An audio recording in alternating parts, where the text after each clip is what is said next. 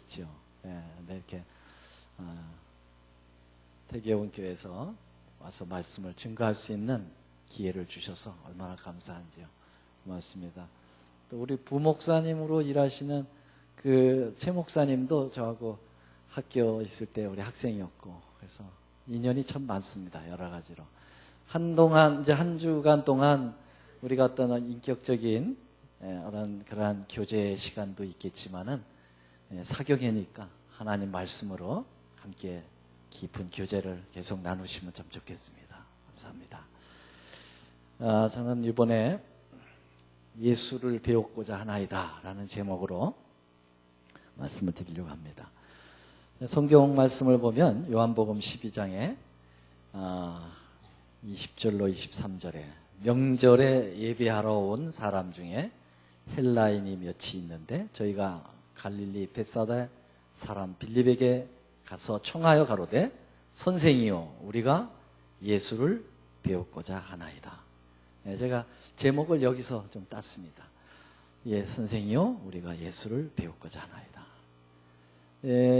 이 사람들이 누구였을까요? 누가 이 얘기를 했다고 그랬습니까? 성경에 보니까 헬라에서 온 사람들이 그런 얘기를 했습니다. 이때는 예수님이 이제 십자가에 나아가시기 바로 직전에 계셨었죠. 그래서 예수님이 12장 23절에 보면은 예수께서 대답하여 가라사대 인자의 영광을 얻을 때가 왔다. 그렇게 이야기했습니다. 하이프이는 이 헬라에서 온 이 사람들과 예수님 초림 때 찾아왔던 또 사람들이 있었죠. 먼 곳에서. 누구였습니까? 그 사람들이. 그 사람들은 동방 박사들이었죠. 그래서 초림 때는 동방에서 박사들이 왔고, 그 다음에 예수님의 십자가 때는 이제 서방에서 이런 유력한 인물들이 왔다. 그런 표현을 비교적으로 하고 있습니다. 그래서 시대의 소망 622쪽에 보면 박사들이 그분의 생애 초기에 동방에서 왔던 것처럼 이 사람들은 그분의 생애의 말기의 구주를 찾아 서방에서 왔다. 마찬가지로 헬라인들은 온 세상 나라와 족속과 백성들을 대표하여 예수를 만나려고 왔다. 그렇게 표현하고 있습니다. 동방 박사도 그랬죠. 예수님 찾아올 때 그들이 상당히 성경에 특별히 예언에 아주 조예가 깊었던 사람들이다. 그래서 늘 말씀을 살폈기 때문에 그 별로 상징되어서 나타나는 그런 부분들을 다 예언 속에서 이제 알고 그 먼 길을 찾아서 구세주를 찾아온 것이죠. 그리고 경배를 드린 것이죠. 그러니까는 이 동방 박사들은 상당한 말씀의 깊이가 있었던 사람들이었다. 말씀을 늘 살피었던 사람들이다. 그래서 그게 말씀에서 있었던 그 예언된 그분을 실제로 보고 싶어서 그들이 그 먼 곳을 찾아왔다라고 하는 것이죠. 그렇다고 하면 오늘 이 예언의 신의 말씀에서 비교적으로 이렇게 표현한 것으로 보면 이 서방에서 온 이 헬라의 사람들도 상당한 말씀의 깊이가 있었던 사람들이고 예수님과 깊은 어떤 대화와 그리고 예수님과 함께 어떤 사역을 하고 싶어 했던 그러한 모습으로 찾아왔던 거죠. 둘 다 공통점이 먼 곳에서 왔다는 것이고요. 또 하나는 성경을 깊이 연구하고 그 성경 속에 언급되어 있던 그 예수님을 꼭 만나고 싶었다고 하는 사실을 이야기할 수가 있게 되겠습니다. 그러면 이제 우리는 재림을 앞에 둔 사람들입니다. 그렇죠? 재림을 앞에 둔 저희들이 또 예수님을 뵙고자 하는 것은 당연한 일이라고 생각합니다. 그렇습니까?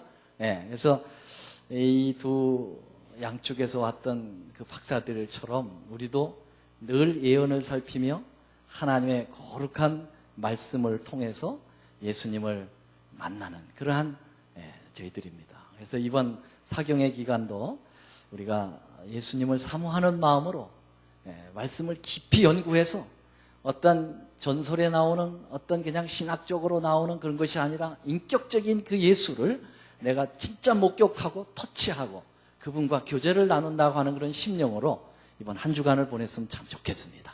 네.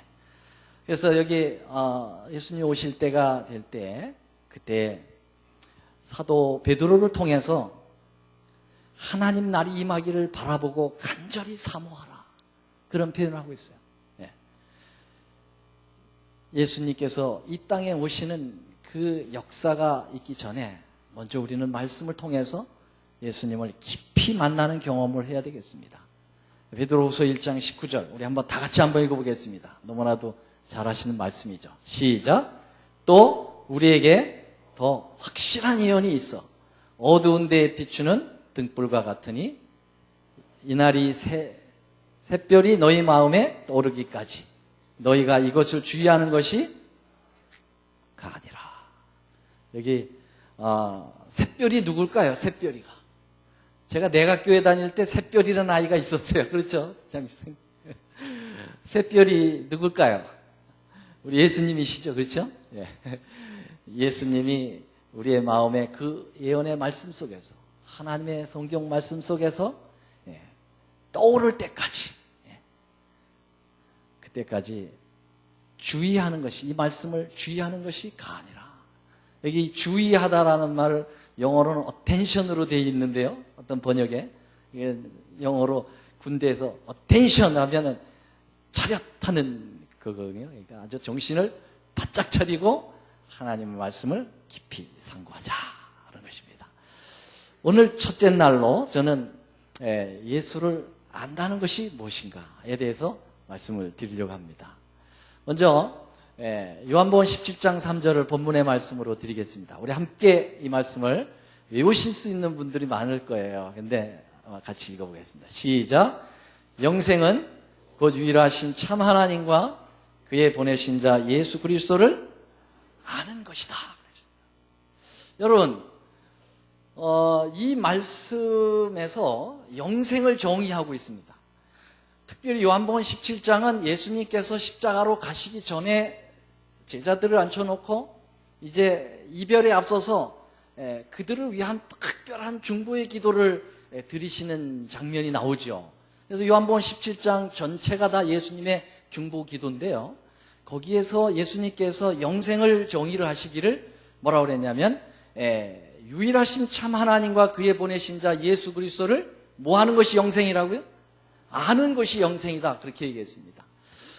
여러분, 흔히 우리가 영생, 구원을 정의할 때는 성경적으로 가장 많이 나타나는 것이 뭐냐면은 예수를 믿는 것, 그죠? 예수를 믿을 때 영생을, 구원을 주신다고 얘기했어요. 요한복음 3장 16절 하나님이 세상을 이처럼 사랑하사 독생자를 주셨으니 이는 저를 뭐 하는 자마다? 믿는 자마다 멸망치 않고 영생을 얻는다 했지 않습니까? 예. 사도행전 16장 31절 주 예수를 뭐하라? 믿어라. 그리하면 너와 네 집이 구원을 얻으리라. 그래서 항상 전제가 이제 믿음이 전제가 됐는데 여기서는 예수를 아는 것이라고 이렇게 표현을 한 것입니다. 여러분, 믿는 것과 아는 것은 어떤 차이가 있습니까?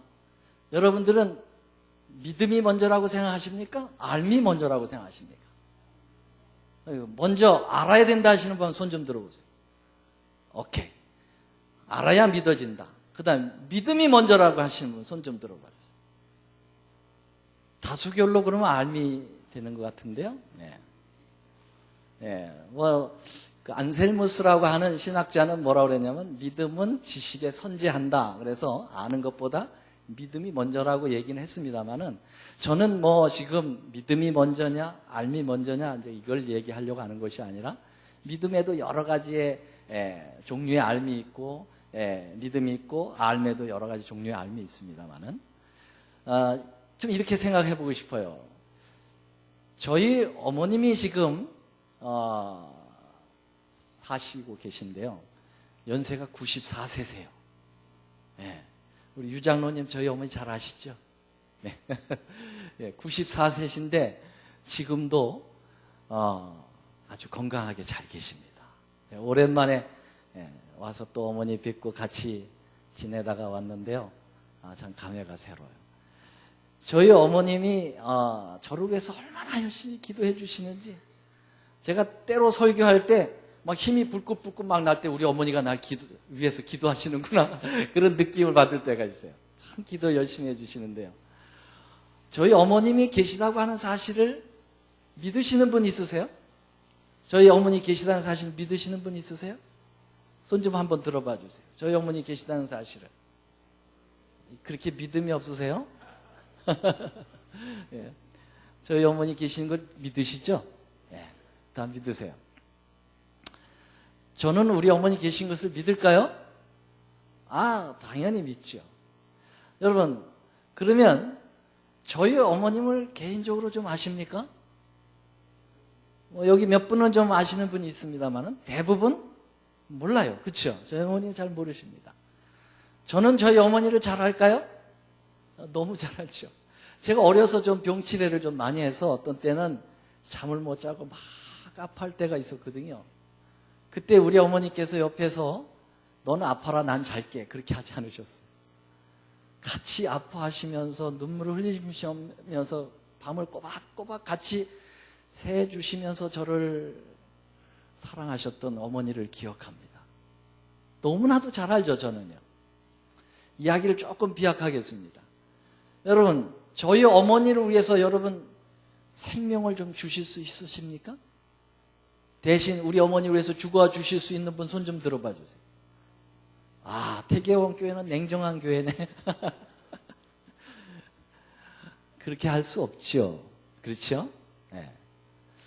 여러분, 저한테 그런 질문을 똑같이 해보세요. 그럼 당신은 당신 엄마를 위해서 죽을 수 있습니까? 예, 저는 그때 가서는 어떻게 될지 몰라요. 그러나 지금 제가 솔직한 양심으로 저는 우리 어머니를 위해서 대신 죽을 수 있다고 저는 생각해요. 네. 자, 그러면 여러분과 저의 차이는 뭡니까? 뭐의 차이가 죽고 안 죽고를 만들었습니까? 믿는 것에 대해서는 여러분도 믿었고 저도 믿었어요. 저희 어머니 계신 거에 대해서. 그렇죠? 근데 아는 게 차이가 있었어요. 그렇죠? 여러분들이 저희들 어머니를 모르셔요. 모르는 사람으로 해서 어떻게 죽습니까? 그렇죠? 근데 저는 저희 어머니 너무나도 잘 알아요. 여러분, 그래서 피상적인 믿음과 이렇게 개인적인 깊은 알미라고 하는 이것은 굉장히 차이가 있는 거예요. 여기 요한복음 17장 3절에 영생은 유일하신 참 하나님과 그의 보내신 자 예수 그리스도를 아는 것이다 할 때 그 알미라고 하는 것은 대단한 중요한 의미가 있는 거예요. 생명을 주고 못 주고의 관계가 있기 때문에 주님께서 영생이라고 하는 것을 거기다 걸었다. 그렇게 볼 수가 있겠습니다. 자, 그런데요. 아시다시피 그 헬라어는 상당히 그 언어가 화려하죠. 그래서 우리나라 말로는 그냥 사랑하면은 모든 사랑이 그냥 그 사랑이라고 하는 단어에 다 포함되어 있어요. 하나님이 우리를 사랑하는 것도 사랑, 부부간에 사랑하는 것도 사랑, 자식과의 부모와의 사랑도 사랑, 다 그렇게 똑같이 다 사랑이에요. 그런데 헬라어에는 그 사랑이라고 하는 종류에 따라서 단어가 다 따로 있잖아요. 그렇죠? 남녀 간의 사랑을 에로스라고 하죠. 친구 간의 우정적 사랑을 필리아라고 하고, 또 하나님이 우리를 절대적 사랑하는 걸 무슨 사랑이라고 하죠? 이 아가페적인 사랑이라고 하고, 형제들끼리 그런 사랑을 스토로게라고도 한다고 해요. 그러니까 사랑의 종류대로 단어가 다 따로 있으니까 굉장히 화려해요.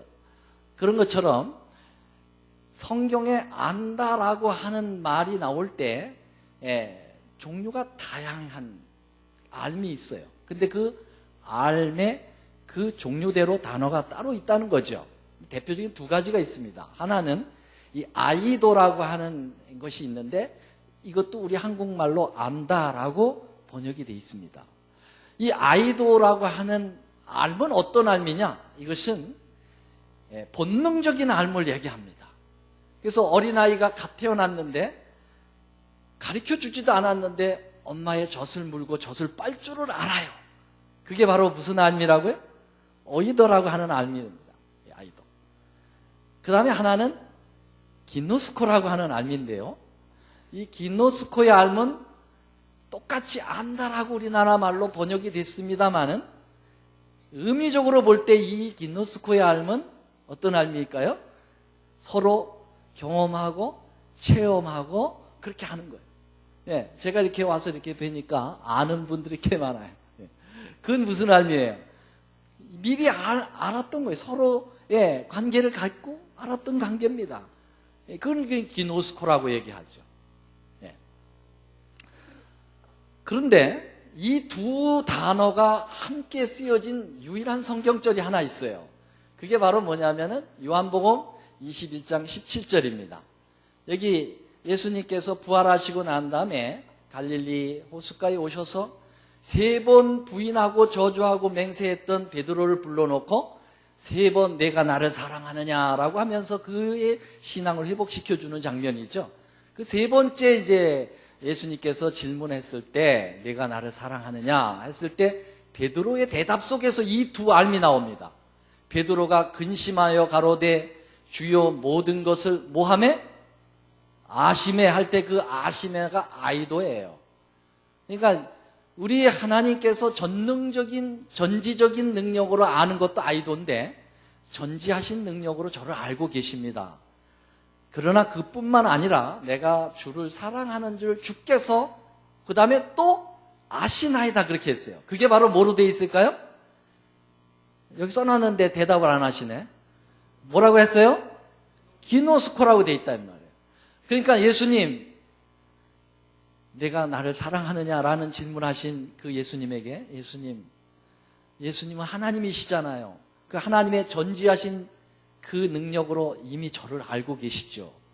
그러나 그것뿐만 아니라 3년 동안 저하고 깊은 개인적 관계의 경험을 가지고 저를 알고 계시지 않습니까? 그런 대답을 하고 있는 것입니다. 자, 그러면 여러분 요한복음 17장 3절에 나오는 영생은 유일하신 참 하나님과 그의 보내신 자 예수 그리스도를 아는 것이라고 할 때 그것은 아이돌까요? 기노스코일까요? 기노스코로 되어 있는 것입니다.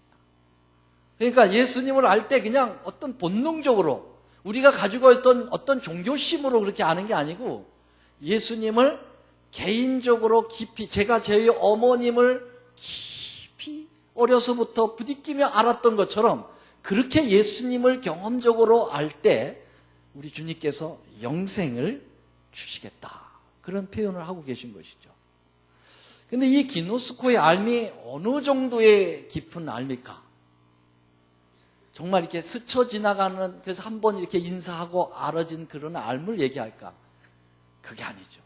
굉장히 깊은 관계를 얘기하고 있습니다.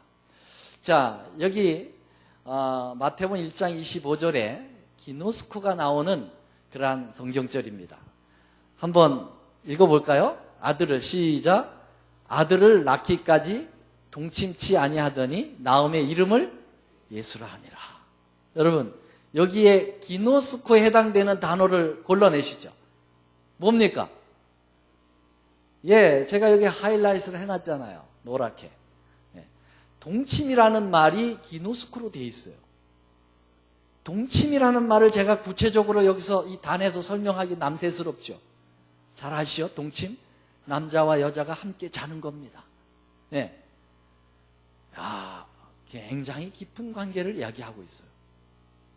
여러분, 똑같은 기노스코가 사용되어진 다른 성경절을 하나 좀 읽어보겠습니다. 마리아가 누가복음 1장 34절 시작. 마리아가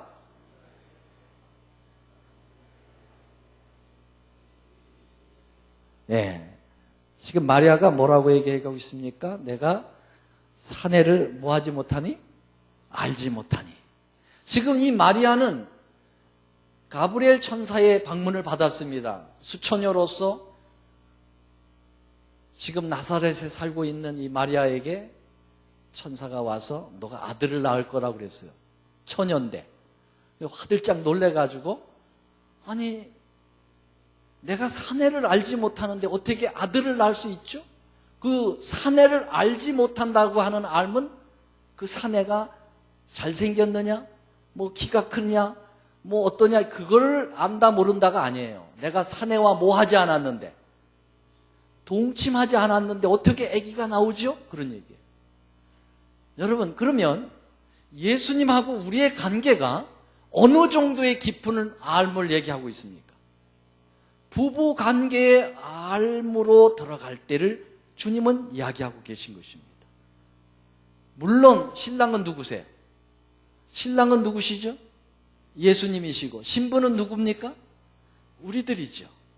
그래서 예수님과 우리의 관계가 그렇게 부부의 관계처럼 가장 가까운 관계에 그러한 알무로 들어가기를 원하는 것입니다.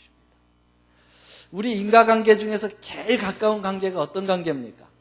이 아버지와 아들은 촌수가 있을까요, 없을까요? 네, 몇 촌입니까? 촌수가 있어요, 기분 나쁘게. 그렇게 존경하는 아버지, 어머니가 나하고 1촌이에요. 그럼 형제는 몇 촌입니까? 2촌입니다. 형제 자식하고 내 몇 촌이에요? 3촌이에요. 그래서 삼촌하고 쫓아다니는 거 아니에요? 근데 여러분, 촌수는 없으면서도 가장 가까운 관계가 무슨 관계입니까? 부부 관계예요. 부부는 마주 보면 한 몸이요, 돌아서면 남남이라.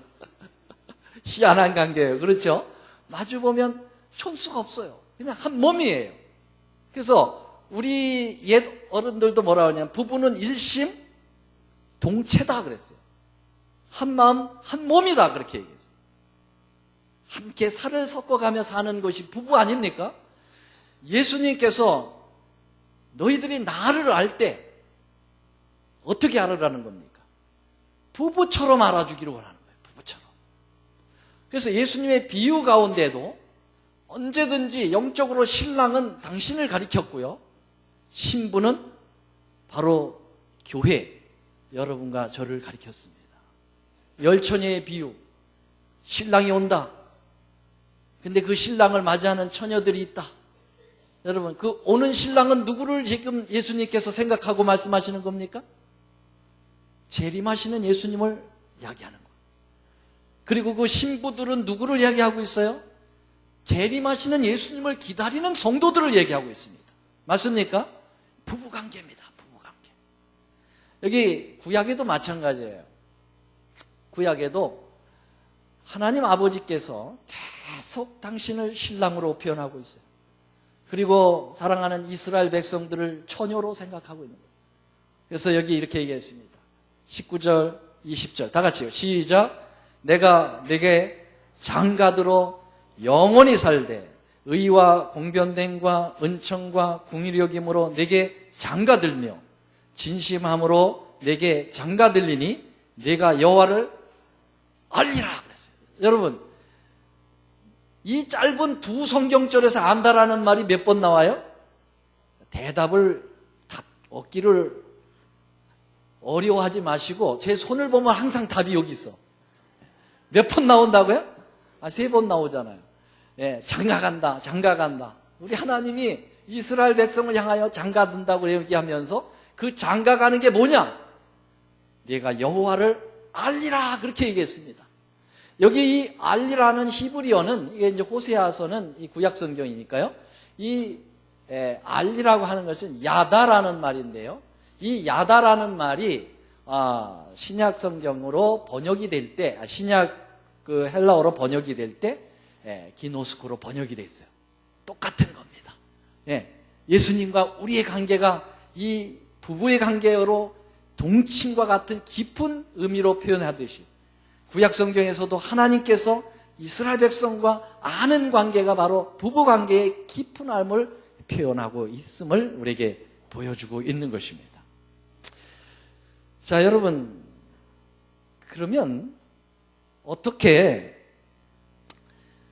예수님이 이 땅에 계셨을 때는 함께 갈릴리 호수를 걷고 병자들을 고치고 안수를 하시고 정말 그들과 제자들과 부딪혀 가시며 사실 때는 기노스코라고 하는 그런 알매 관계로 들어갈 수 있어요. 눈으로 보고 그분을 만지고 그분의 대화를 하고 얼마든지 기노스코 할 수가 있었겠죠. 그렇죠. 그런데 지금 예수님은 육신적으로 이 땅에 계십니까? 육신적으로 이 땅에 예수님 보신 분 계세요? 꿈속에서는 보실 수 있겠죠. 예수님 터치하신 분 계십니까? 예수님 목소리 들어보신 분 계세요? 없어요. 그러면 어떻게 한 번도 뵙지 못하고 한 번도 만지지도 못한 그 예수님을 어떻게 기노스코할 수가 있느냐 이거예요. 어떻게 부부처럼 관계를 가질 수가 있느냐 이거예요. 어떻게? 여러분 그 대답은 여기에 있습니다. 여기 요한복음 1장 14절 다 같이요. 시작. 말씀이 육신이 되어 우리 가운데 거하시네. 여기 이 말씀은 누구죠? 예, 이 말씀은 로고스라고 하시는 예수님을 사도 요한은 표현하고 있습니다. 헬라 사람들이 어떤 거대한 신적 분위기를 연상할 때는 이 로고스라고 하는 단어를 사용했는데요. 그것을 기억하고 있는데요. 이 사도 요한이 예수님을 어떻게 하나님으로 우리 예수님을 표현할까 생각하다가 헬라의 그 언어에 익숙한 그 당시의 사람들에게 로고스라고 얘기하면 우리 예수님을 하나님으로 인정하겠구나. 그렇게 생각하겠구나. 그래서 로고스라고 하는 단어를 사용했는데요. 그래서 요한복음 1장 1절서부터 태초에 뭐가 계시니라? 말씀, 로고스가 계시니라. 이 로고스라고 하는 말씀 속에다가 다 예수를 집어넣으면 맞아요. 태초에 예수님이 계시니라. 이 예수님이 하나님과 함께 계셨고 이 예수님은 누구라고요? 곧 하나님이시라. 그렇게 말씀. 이 모든 만물이 그로 말미암아 지은 바 되었고 그랬어요. 근데 그 예수님 말씀이 뭐가 되었다고요? 육신이 되었다 그랬습니다. 이것은 incarnation, 성육신 하시는 예수님의 그것을 대표하는 대표적 성경절입니다. 예수님이 육신이 되어 있다고 하시고 하나님이신데도 인간이 되어 이 땅에 오셔서 우리 가운데 거하셨다 그랬어요. 여기 우리 가운데 거하시다 할 때 이 거하다라는 말이 스케누라고 하는 말인데 장막을 치어 오셨다 그런 뜻이에요. 이 장막은 성막을 얘기하고 있고 성소를 얘기하는 거예요. 예수님께서 이 땅에 성소가 되어 오셔서 우리 가운데 거하셨다 그랬어요. 출애굽기 25장 8절에 너희 중에 거할 성소를 나를 위하여 짓대라고 말씀하신 것과 연관이 있죠. 자, 근데 여러분 이 로고스라고 하는 것은 예수님 자신을 얘기하지만 우리나라 성경은 이 로고스를 말씀으로 표현해놨어요. 아주 참 기가 막힌 조화에 있는 번역이라고 생각합니다. 여러분 말씀은 우리 생각하면 뭘 생각하죠? 성경 말씀입니다. 왜? 성경 말씀이 로고스인가? 요한복음 5장 39절에 분명히 얘기했어요. 너희가 성경에서 영생을 얻는 줄 상고하거니와 이 성경이 곧 내게 대하여 뭐 하는 것이라고요? 증거하는 것이다. 그래서 로고스가 예수고 예수가 성경 말씀이에요. 믿으십니까? 믿으시죠? 그러므로 말씀이 육신이 되었다라는 말은 여러분들이 육신적으로 예수님을 한 번도 터치 못하고 한 번도 뵌 적 없고 한 번도 대화를 나누지 못했지만은 우리가 이렇게 성경을 연구하는 사경에 또 개인 바이블 스터디를 통해서 뭐 하는 겁니까? 예수님을 알게 되는 것입니다. 예수님을 그냥 아는 것이 아니라 어떻게 아는 겁니까? 기노스코적으로 아는 거예요. 경험하는 거예요. 예수님을 실제적으로 육체를 건드리는 거죠. 저는 그렇게 믿습니다. 오늘 이 자리에서 여러분들은 예수님을 만나고 계신 것입니다. 그분을 터치하고 계신 것이에요. 그분하고 실제적 경험을 하고 계신 것입니다. 믿으십니까? 아멘 소리가 그렇게 작아가지고 안 만난 것 같아 내가 보기엔. 믿으십니까? 아멘. 예. 자, 정말 그런가? 우리는 성경에 예수님께서 그렇다고 하는 증거를 남겨두고 가신 것에 대해서 감사합니다. 여기 엠마오의 젊은 두 제자의 이야기를 여러분들은 잘 아실 거예요. 그렇죠? 지금 예수님께서 부활하신 지 3일이 되셨는데 근데 지금 그 시간에 예루살렘에서 엠마오 25리라 되는 거리를 두 제자가 걸어 내려가고 있습니다. 왜 고향으로 돌아가는 걸까? 예수님을 열심히 쫓았던 제자라고 하면은 예수님이 지금 부활하셨는데, 그분과 함께 부활을 증거하고 정말 하나님의 이 거룩한 이 복음을 증거하는 그러한 위대한 일들을 계속해야 되는데 왜 고향으로 돌아가고 있는 것입니까? 이 사람들이 기뻐 돌아가고 있습니까? 아니면 실망하고 좌절해서 돌아가고 있습니까? 실망하고 좌절했습니다. 왜 실망하고 좌절했습니까? 예수님이 부활하신 것을 못 믿기 때문에 그렇습니다. 맞습니까? 안 맞습니까? 그렇죠? 그들은 12제자 중에 둘은 아닙니다. 아마 그 예수님의 제자라고 하는 호칭이 누가복음 10장에 보면은 70인 제자들도 있었죠. 그래서 아마 70인 제자 중에 2명이라고 생각이 되는데요. 그 중에 하나 이름이 글로바라는 친구예요. 근데 둘이 내려가면서 실망하고 좌절하여 내려가는 거예요. 그때 누가 오신 겁니까? 그 자기 사랑하는 제자들이 절망하여 내려가는 그 순간에 부활하셔서 예수님이 그들에게 나타나신 겁니다. 그러면 여러분들이 예수님이라면 그들에게 어떻게 자기를 증거할 수 있겠습니까? 가장 쉬운 방법은 뭡니까? 얘들아, 나를 보라오. 나 살아났어. 내 창자국 한번 보여줄까? 못자국 보여줄까? 만져볼래? 그러면은 금방 예수님을 증거할 수 있어요. 맞습니까? 안 맞습니까? 그렇죠? 근데 여기 성경에 보니까 저희의 눈이 가리워져 그이인 줄을 알아봤다, 못 알아봤다? 이것은 그들이 왜 몰라봤겠습니까? 예수님을 그렇게 쫓아다녔던 사람들인데 왜 몰라봤습니까? 예수님이 몰라보도록 하신 것이라고 저는 믿습니다.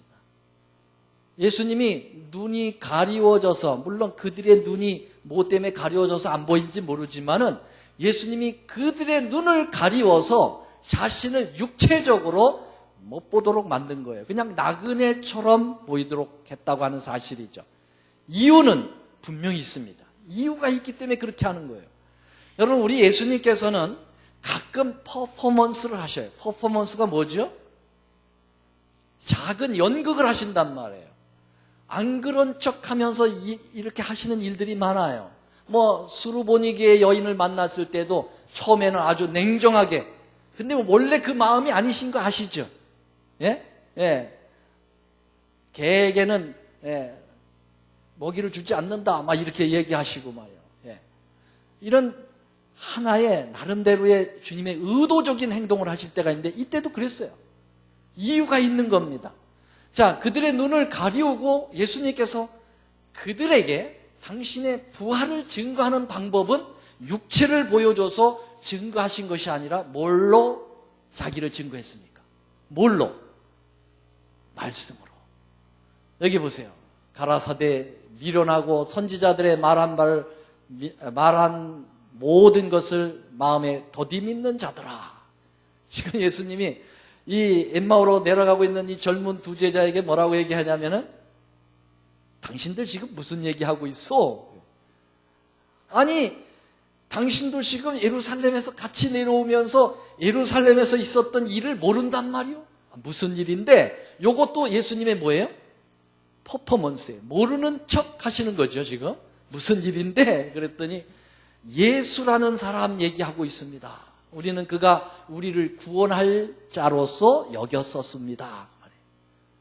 그런데 지금 우리는 그분이 십자가에 나약해 돌아가시고 그냥 하나의 반항도 없이 처형당하여 무덤에 묻혀 그분이 메시아라고 우리는 믿을 수가 없습니다. 그래서 지금 실망하고 돌아가는 거예요. 이제 이런 얘기를 하는 거죠.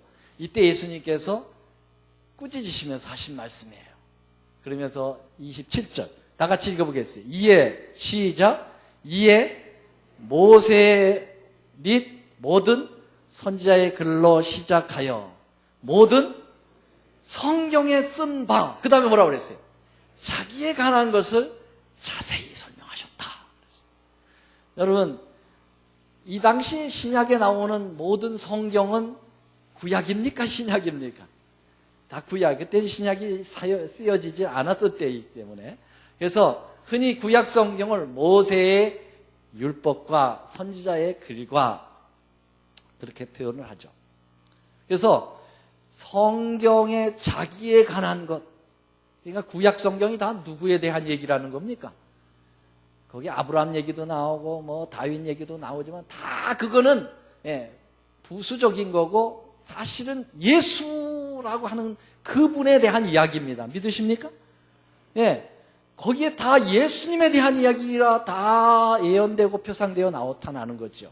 그래서 그 예수님께서 지금 믿지 못하고 쓸쓸하게 돌아가고 있는 제자들에게 구약에 있는 당신의 이야기를 풀어서 가르치면서 말씀으로 예수를 긴노스코하게 말씀으로 예수를 알도록 가르친 것입니다. 아멘? 아멘. 그들이 말씀에서 예수님을 만났을까요? 못 만났을까요? 만났죠. 자, 예수님께서 지금 그 성경을 쫙 풀어주다 보니까 어느새 예루살렘에서 엠마오로 들어가는 길목까지 온 거예요. 예수님은 또 여기서 퍼포먼스를 또 하셔요. 가려는 것 같이 하시죠. 그냥 지나가는 것 같이 하시죠. 그때 이 두 제자가 붙듭니다. 붙들고 예수님을 붙들고 당신은 누군지는 아직은 잘 모르지만 감은 오지만 확신을 지금 아직 갖고 있잖아요. 그러면서 대단합니다. 말씀이 대단하군요. 그 말씀을 좀 더 풀어주셔야 되겠어요. 이제 날도 기울고 배도 고프실 텐데 우리 집으로 갑시다. 그래서 강권하여 예수님을 초청하죠. 예수님이 못 이기는 척하고 들어가십니다.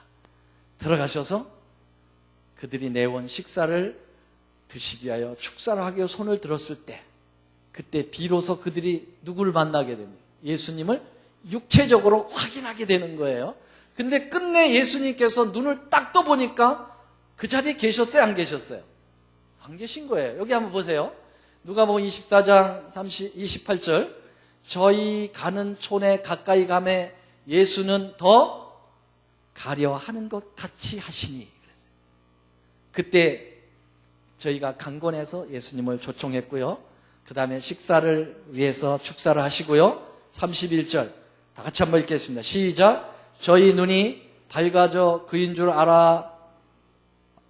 알아보더니 예수는 저희에게서 보였다 안 보였다?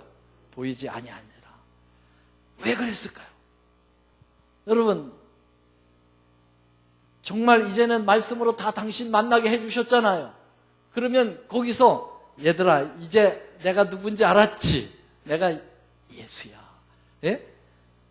그렇게 하셨으면 좋았을 텐데 끝내 그들에게 육신을 보여주지 아니하시고 가버리셨어요. 이유는 무엇일까? 그것은 바로 오늘 육체적으로 예수와 함께 살지 않는 모든 사람들을 위한 사랑의 배려라고 믿습니다. 오늘 우리도 예수님을 한 번도 뵙지 못하고 한 번도 만지지도 못하고 한 번도 대화를 못 나눠도 오직 이 성경만 가지고도 우리의 가슴이 불탈 수 있다는 것입니다. 믿으십니까? 여러분 엠마오의 젊은 두 제자들의 가슴이 불탔습니까? 가슴이 뜨거웠다고 그랬어요. 가슴이 뜨거워서 그들이 예수를 그 말씀에서 만났기 때문에 그들은 그 만난 예수를 증거하고 싶었습니다. 그래서 그들은 그날 피곤한 몸을 이끌고 다 내려왔지만은 그 시로 다시 어디로 올라갔습니까? 예루살렘으로 뛰쳐 올라가서 예수님의 12 제자들에게 예수님 11제자죠. 11제자에게 예수님 말씀으로 만난 그 예수를 증거하고 싶었어요. 올라갔습니다. 그런데 제자들이 그걸 믿어줘요? 안 믿어줘요? 믿었어요? 안 믿었어요? 안 믿었어요. 예수님이 그들을 뒤따라서 바로 그 자리에 들어가셨거든요. 평강이 있을지어다. 잘 아시죠? 그 장면? 그런데 예수님의 11 제자들이 얼마나 그들이 믿음이 연약했던지를 보여주는 증거가 있는데요. 부활하여 오신 예수님을 보고도 그들이 믿었습니까? 안 믿었습니까? 안 믿었어요. 어떻게 그럴 수 있을까? 여러분, 예수님께서 이 땅에 십자가에 가시기 전에 여러 번 말씀하셨거든요. 인자가 이제 머지않아 지도자들에게 고난을 당할 것이다. 그러나 3일 만에 뭐 하리라? 다시 살아나리라는 것을 여러 번 말씀하셨어요. 마태복음 16장에 보면 그 장면이 나와요. 그렇게 말씀하시고 정작 그 말씀대로 부활을 하셔서 오셨는데 그들의 예수님을 영으로 보았다고 그랬어요. 여기 보세요. 두 사람도 길에서 된 일과 예수께서 떡을 떼심으로 자기들에게 알리신 것을 말하더라. 여기 두 사람은 누구라고 생각하세요? 두 사람은 누굴까요? 엠마오의 젊은 두 제자가 지금 올라와서 보고하는 겁니다. 우리가 길을 갈 때 예수 만났고 떡을 뗄 때 그분을 봤다. 그래서 우리는 예수님을 확인했다. 그랬는데 그들이 그걸 믿잖아요. 왜냐하면 바로 오신 예수님을 영으로 생각하니까. 24장 37절 저희가 놀라고 무서워하여 그 보는 것을 영으로 생각하는지라 그랬습니다. 여러분, 그들이 예수님의 부활을 믿었다면 예수님을 나타났을 때 두려워하고 무서워할 이유가 어디 있어요? 너무 반가워 가서 안겼겠죠. 그렇잖아요. 예수님 살아나셨군요. 말씀대로 살아나셨군요. 그렇게 했었어야 되죠. 그런데 무서워하는 거예요. 두려워하는 것입니다. 그러면은 지금 예수님의 11 제자의 이 신앙이 얼마나 땅까지 떨어졌는지를 우리에게 보여주고 있습니다. 이 마태복음 24장을 여러분 1절서부터 자세히 살펴보시면요. 지금 이 이야기가 있기 전에 어떤 현상이 있었느냐면 예수님이 부활하셨어요. 그래서 일요일 새벽에 부활하셨습니다. 그래서 모든 그 여자들과 향품을 준비해가지고 했던 그 장례를 치렀던 여자들이 가서 예수님 잘 계신가 확인하러 안식일이 지난 다음에 안식 후 첫날 새벽에 무덤에 갔어요. 그랬더니 무덤이 어떻게 돼 있어요? 비어 있었습니다. 그래서 우리 주님을 누가 훔쳐갔다고 얘기했을 때 그때 누가 나타나셨죠? 한 복음서에서는 천사들이 얘기를 했고 한 복음서에서는 예수님이 직접 오셨어요. 요한복음에 보면 예수님께서 막달라 마리아에게 나타나셨죠. 막달라 마리아가 예수님을 터치하려고 그랬더니 뭐라고 그랬어요? 나를 만지지 말라. 내가 아직 아버지께 갔다 오지 않았다 그랬어요. 그리고 내가 살아났다는 걸 제자에게 가서 알리라고 그랬어요. 그래서 막달라 마리아가 와서 11 제자에게 알리고 11 제자들이 몽땅 다 무덤까지 갔습니다. 그래서 빈 무덤 확인했습니다. 베드로하고 요한은 안에까지 들어갔습니다. 세마포가 갇혀 있는 것까지 다 봤습니다. 그리고 돌아와서 엠마오의 젊은 두 제자의 보고를 받습니다. 그럼 믿어야 될 거 아니에요. 그럼 믿어야 될 거 아니에요. 그리고 없어도 믿어야 될 거 아니에요. 그렇지 않습니까? 그런데 믿지를 못한 거예요. 그래서 여기 보세요. 이 장면을 마가복음 16장에는 여러 번 예수님이 이런 표현을 합니다. 그들은 예수님의 살아나셨다는 것과 마리아에게 보이셨다는 것을 듣고도 뭐하지 아니하였다고 그랬어요. 믿지 아니하였다고 그랬어요. 그 후에 저희 중 두 사람이 걸어서 시골로 갈 때, 이거 누구 얘기하죠? 엠마오의 젊은 두 제자 얘기입니다. 다른 모양으로 저희에게 나타나시나니 두 사람이 가서 남은 제자들에게 고하였으되 역시 뭐 했다고 그랬어요? 역시 믿지 아니하였다 그랬어요. 그래서 예수님이 저희 믿음 없는 것을 말을 믿지 아니함이로라. 계속 믿지 않았다 그랬어요. 여러분, 이게 도대체 어떻게 된 일입니까? 예수님은 3년 반 동안 쫓아다니면서 예수님하고 실제적 생활을 했던 제자들이 이렇게 안 믿을 수가 있어요? 뭐가 문제입니까? 뭐가? 저는요, 이 11 제자들이 예수님과 3년 반 동안 같이 다니면서 계속 표적에만 관심이 가졌던 거죠. 사람을, 예수님이 죽은 자를 살리시고 5,000명을 먹이고 무리를 걷고 막 이럴 때, 야, 예수님이 정말 메시아가 맞으시구나. 여러분, 이적적 중심으로 그의 신앙들을 구축했다고 하는 사실이에요. 사실은 무엇으로 그들의 신앙이 구축되어야 됐었습니까? 예, 예수님께서 막 이적을 베푸고 어떤 그 공생애 하나하나를 해나가실 때 그들은 구약에 나타나신 그 예수님의 그 예언과 표상을 하나씩 하나씩 점검하면서, 아, 이게 바로 구약의 그 부분을 얘기하신 거로구나. 그러면서 말씀 중심적으로 예수를 만났어야 되는 거예요. 맞습니까? 맞습니까? 그들은 말씀과 상관없이 예수님을 표적으로만 만나오는 버릇을 가졌던 것이죠. 그래서 예수님께서 십자가에 달려 돌아가실 때는 표적을 일으키지 않았어요. 자신을 위해서. 표적이 없어지니까 그들의 신앙이 다 무너지는 것이죠. 여러분, 오늘날 마찬가지입니다. 우리가 말씀을 통해서 예수를 인격적으로 만나지 못하면 우리의 신앙이 다 무너질 수 있다는 사실을 기억하셔야 합니다.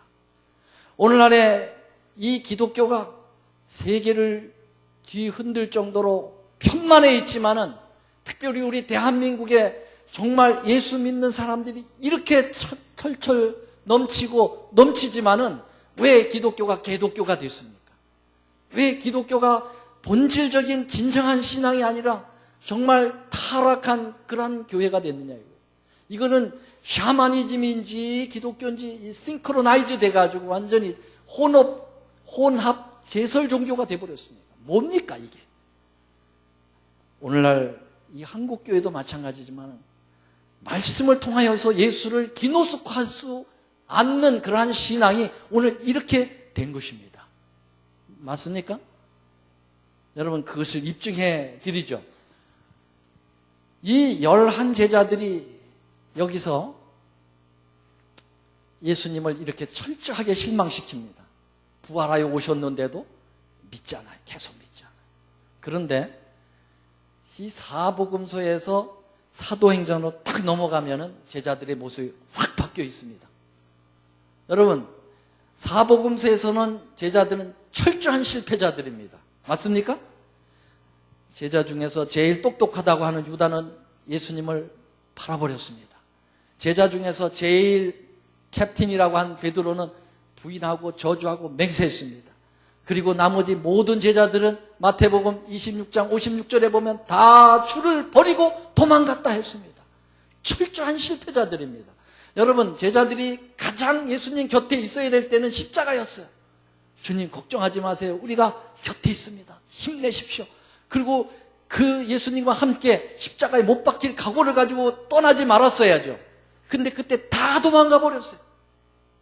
그런데 여러분, 사도행전에 가보세요. 예수님의 제자들의 모습은 싹 달라져 있습니다. 4.19 혁명이 일어난 거 아십니까? 4.19 혁명? 여기 4.19 혁명이 뭔지 아시죠, 어르신들? 4.19 혁명이 일어났어요. 그것을 저는 사도행전 4장 19절이라고 얘기합니다. 사도행전 4장 19절. 시작. 이 베드로와 요한이 대답하여 가로되 크게요, 하나님 앞에서 너희 말 듣는 것이 하나님 말씀을 듣는 것보다 옳은가 판단하라. 20절. 더 크게요. 시작. 우리는 보고 들은 것을 말하지 아니할 수 없다 하니. 이게 4.19예요. 네. 전에는 너 예수님하고 같이 다녔지? 몰라. 욕하고 저주하고 맹세했어요. 그런데 여기서 너 예수를 이제 앞으로 전하지 마. 그럴 때 너희 말 듣는 것보다 하나님 말 듣는 거하고 어떤 것을 들어야 옳은 걸 너희들이 판단하라. 우리는 보고 들은 것을 말하지 아니할 수 없다. 이 말은 신앙적 막가파가 된 거예요. 막 가는 거예요. 지금 죽이려면 죽여라 이거예요. 그렇게 비열하고 저주하고 했던 이 베드로가 이렇게 달라졌어요. 여러분들이 아시다시피 11 제자들은 모두 다 순교했습니다. 사도 요한만 자연살했습니다마는 그도 순교의 장에서 하나님께서 더 살도록 하셨죠. 다 순교를 당했어요. 다 주님을 위해서 기꺼이 목숨을 다 바쳤습니다. 성공했습니까? 실패했습니까?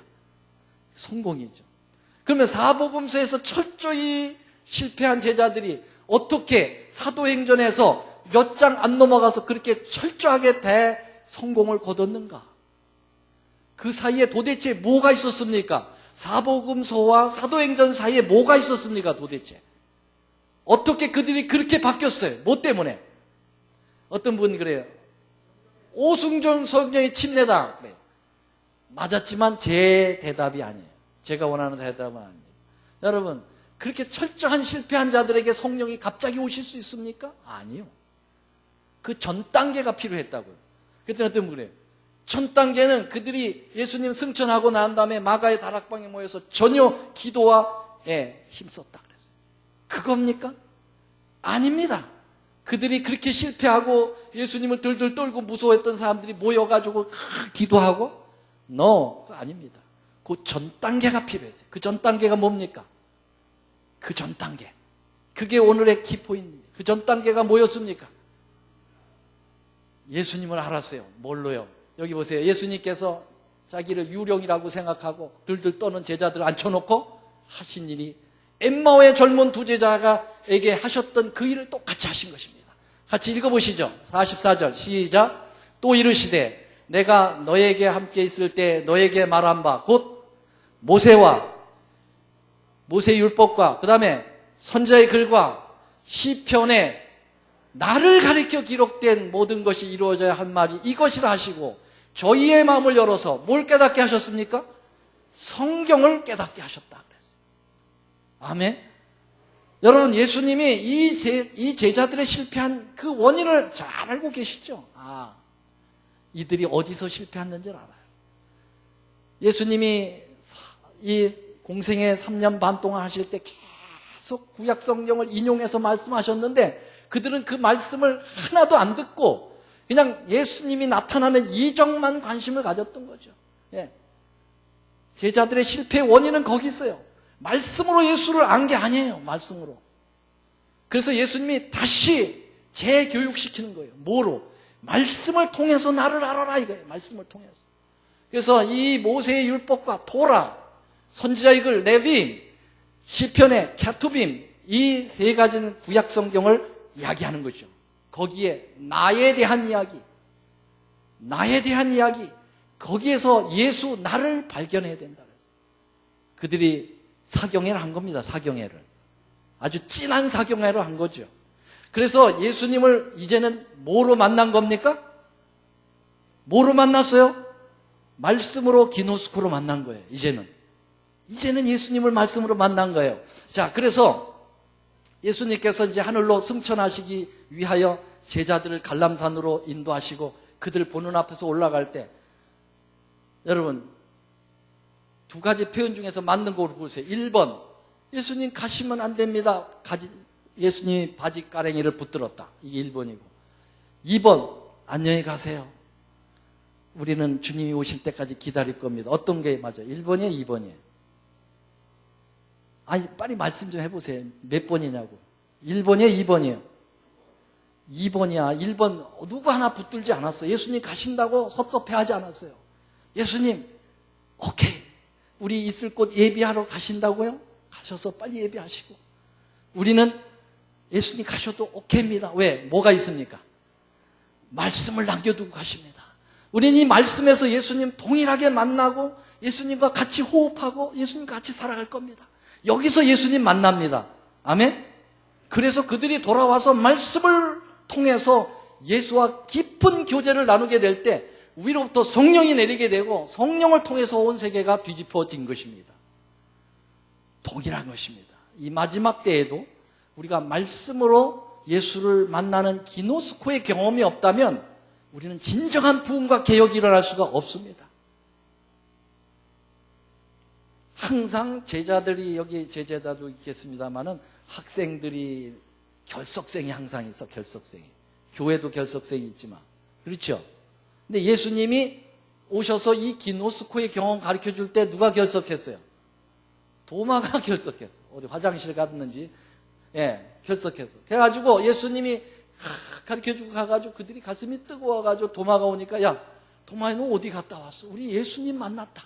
부활하신 예수님 만났는데 그랬더니 콧방구 퍽 꾸면서 뭐라고 해요? 내가 눈으로 보고 만지지 않는 한 뭐 한다고요? 믿을 수 없다고 그렇게 얘기했어요. 예수님이 얼마나 자상하셨으면 도마의 이 믿지 못하는 그 말을 들으셨어요? 들으셨어요. 그래서 도마만을 위해서 여드루 후에 다시 오십니다. 똑같은 곳에. 여러분 여기 요한복음 20장에 있는 말씀 잠깐 보겠는데요. 요한복음 20장 26절 29절 여드레를 지나서 제자들이 다시 집안에 있을 때 누구도 이번에 있었어요? 도마도 함께 있을 때 역시 예수님이 오셨습니다. 오셔가지고 이번에 바로 누구를 부릅니까? 도마를 부릅니다. 이것은 도마만을 위해서라도 다시 오셨다는 사실이죠. 참 주님은 여러분 부활 후 40일 동안 부활을 당신 자신을 증거하기 위해서 얼마나 바쁘셨겠어요. 그런데 도마가 빠졌다고 도마만을 위해서 다시 오셔가지고 도마를 불러가지고 야 도마야 너 이 얘기했지. 나를 꼭 만져야 믿어? 만져봐 그러면. 만져보게 하시고 옆구리 창에 손 놓아보게 하시고 못자국에 못 만져보게 하시고 그리고 말씀하신 게 뭐라고 그랬어요? 29절 너는 나를 본고로 믿느냐? 보지 못하고 믿는 자들은 뭐하도다? 복되도다. 여러분 그러면 우리는 예수님의 제자들보다 복이 있습니까? 없습니까? 복이 있습니다. 우리는 예수님을 한 번도 만지거나 보지도 않아도 예수님을 믿습니다. 아멘? 그분을 압니다. 뭘 통해서? 말씀을 통해서. 깊은 말씀을 통해서 우리는 알아야 합니다. 그냥 설교 한 번 듣고 집에서 끝나는 거 아니에요. 마치 베레아 사람처럼 하나님의 말씀을 듣고 그런가 하여 여러분 깊이 예수님을 개인적으로 알 때까지 샛별이 내 마음에 떠오르기까지 우리는 말씀을 붙들고 여러분 예수를 터치해야 합니다. 아멘? 그렇게 해야 돼요. 아까 제가 누구에게 했냐면은 열처녀 비유 얘기했습니다. 예수님 신랑이에요. 오신다. 처녀들이 5은 슬기롭고 5은 미련하다고 그랬는데요. 그 차이는 뭐라고 그랬어요? 뭐라고 배웠습니까? 차이는 뭐예요? 기름의 차이가 있었어요. 그렇죠? 근데 어디에 기름의 차이가 있었습니까? 어디 기름에? 두 군데의 기름이 있었거든요. 하나는 등잔에 기름이 있었고 하나는 기름통에 기름이 있었어요. 등잔의 기름은 둘 다 갖추고 있었어요. 맞습니까? 그런데 예수님이 신랑이 늦게 오므로 그 기름이 줄어들었어요. 그래서 신랑이로라 맞으러 나오라 하고 소리가 큰 밤중 소리가 나니까 처녀들이 눈을 딱 떠보니까 불이 꺼져가는 거예요. 그래서 슬기로운 처녀는 여벌통에 있는 기름을 갖다가 채워서 신랑을 맞이합니다. 맞죠? 그런데 미련한 처녀들은 뭘 준비 안 했어요? 등에 기름은 준비되었으되 등잔에 옆에 있는 스피아 기름을 준비하지 않았어요. 그래서 불은 꺼져가는데 채워놓을 기름이 없는 거예요. 그래가지고 꽂아달라고 그러죠. 그러나 이건 꽂을 수 있는 게 아니에요. 여러분 신앙을 어떻게 꽂습니까? 신앙이라고 하는 것은 대신해 줄 수가 없는 거예요. 나 화장실 가야 되는데 바쁜데 여보 당신이 갔다 와. 됩니까? 안 됩니까? 안 되는 것처럼 여러분 대신해 줄 수가 없어요. 이거는 꽂을 수가 없다. 너희들 가서 개인적으로 사가지고 와야 돼. 사러 갔다가 와보니 문이 닫히고 신랑과 신부들은 들어갔어요. 그래서 문을 두드립니다. 문을 열어주세요. 그럴 때 신랑이 와가지고 안에서 뭐라고 얘기했냐면 too late. 너무 늦었다. 그렇게 얘기했습니까? 뭐라고 얘기했습니까? 신랑이 이렇게 얘기했어요. 내가 너희를 알지 못한다. 여러분 결국은 아느냐 모르느냐의 문제예요. 뭘 통해서? 말씀을 통해서.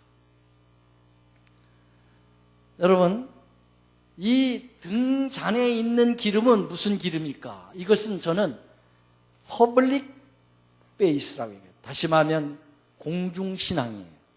누구나 다 안식일이 되면 교회 오고 큰 집회가 있으면 이렇게 오고 누구나 다 가지고 있는 공중신앙입니다. 그거 가지고 됩니까? 안 됩니까? 그것만 가지고는 안 돼요. 여벌통에 기름이 필요합니다. 요거는 바로 퍼스널 페이스라고 해요. 개인적 신앙입니다. 개인적 신앙. 말씀이 듣고 그런가 하여 내가 직접 말씀을 확인하고 거기서 예수를 만진 경험이 있어야 돼요. 그게 예수하고 나하고의 관계에 안다라고 하는 관계가 되는 거예요. 그러니까 미련한 처녀들은 그걸 준비 못한 거죠. 개인적으로 예수를 만나지 않았어요. 그래서 예수님이 내가 너희를 안다 모른다. 모른다. 똑같은 일이 이 마지막 때에 일어날 것입니다. 나더러 주여 주여 하는 자마다 다 천국에 들어갈 것 아니요 내 아버지 뜻대로 행하는 자라야 들어가리라. 많은 사람들이 와서 왜 저는 안 됩니까? 내가 예수님 이름으로 선지자 노릇하고 목사 노릇하고 예수님의 이름으로 우리가 권능을 베풀고 했는데 왜 우리를 모르십니까? 그랬더니 예수님께서 내가 너희를 도무지 또 뭐가 나와요? 또 뭐가 나옵니까? 알지 못하는, 요거 알지가 기노스코로 되어 있어요. 네가 나를 말씀으로 기노스코 하지 않아요. 불법을 행하는 자들아 내게서 떠나가라 그랬어요. 불법이 뭡니까? 하나님의 법을 지키지 않는 자들아. 하나님의 말씀을 요약한 게 법이죠. 그렇지 않습니까? 하나님의 말씀을 정말 통해서 나를 알지 못하는 자들이 어떻게 내가 너희를 알 수가 있다고 할 수 있겠느냐 이거죠. 결국은 예수를 뭐 한다는 거예요? 안다는 것. 굉장히 중요한 것입니다. 이번 일주일 동안 우리는 말씀에서 예수를 만날 겁니다. 어디에서? 구약 성경에서. 구약 성경에서 자기에 관한 것을 자세히 설명해 주신 것처럼 우리가 구약에서 만나게 될 겁니다. 여기 가운데 십자가가 있습니다. 그리고 십자가 이전을 올드 테스트먼트 시대, 그 다음에 십자가 이후를 뉴 테스트먼트, 신약과 구약이 있습니다. 구약은, 신약은 모두 다 예수님 스토리입니다. 구약은 예수님이 예언적으로 나타냈습니다. 구약은 예수님이 약속되어 있습니다. 구약은 예수님이 기초가 되어 있습니다. 구약은 예수님이 엔폴드, 감춰져 있습니다. 구약은 예수님이 표상되어 있습니다. 이것을 신약에 예수님이 성취를 이뤘고 약속이 이행되었고 그리고 기초의 상부 구조가 세워졌고 엔폴드가 언폴드 되면서 펼쳐지게 되고 그리고 표상이 실체로 나타나시게 되는 거죠. 바로 이렇게 철저하게 실패한 제자들을 앉혀놓고 말씀에서 예수를 만나서 그들을 성공시킨 예수님의 이 성경 방법, 이 바이블 스터디 메소드가 바로 오늘 이번 한 주 동안 우리가 하나씩 구약 성경 말씀 한 절 속에서 예수님을 계속 만나가게 될 것입니다. 예수님과 터치하게 될 것입니다. 예수님과 호흡을 같이 하게 될 것입니다. 그러므로 빠지시는 분들은 천추에 한이 될 것으로 믿습니다. 빠지지 마세요. 내일은 본문으로 들어가서 창세기 1장 2절에 나오는 말씀을 가지고 여러분과 예수를 거기서 진짜 만나 뵙도록 하겠습니다. 내일을 기대해 주시기를 바라고 함께 기도해 주시기를 바랍니다. 말씀 마치겠습니다.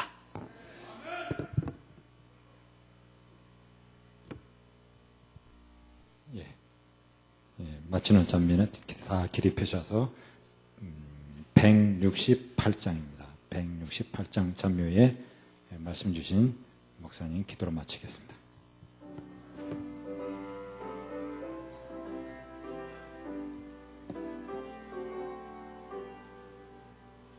내 그수 내가 알기 전 날 먼저 사랑했네.